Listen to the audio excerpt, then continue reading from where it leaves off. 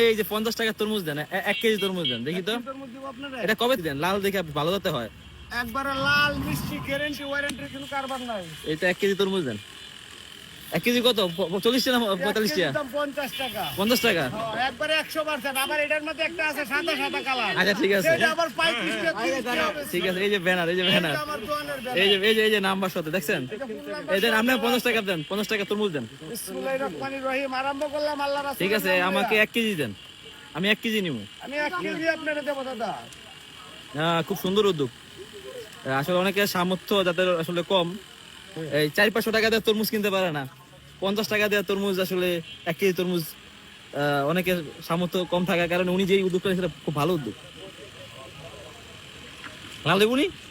আরে আপনি fire service cover দেন, খালি আগুন আগুন, রসমলাই কাকা হেনা মানে কোথায়? এখানে কি 1 কেজি? খালি মধু মধু রসমলাই। ঠিক আছে।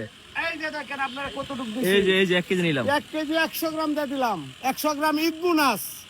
100 গ্রাম ঈদ ঈদ বোনাস। বোনাস আজকের জন্য। ঈদ এই যে বোনাস 50 টাকা দিয়ে দিয়া 100 1 কেজি তরমুজ নিলাম ওনার কাছ থেকে। নামটা বলেন আপনার?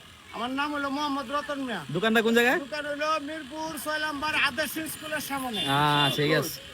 কই ব্যানারটা কই? একটা আছে। নাম হলো রতন, বিক্রি করে ঠিক আছে, আল্লাহ হাফেজ। আপনার এই সুন্দর উদ্যোগের জন্য এই যে আপনাকে আমার দোকানের ব্যানার ভাই। আপনার এই সুন্দর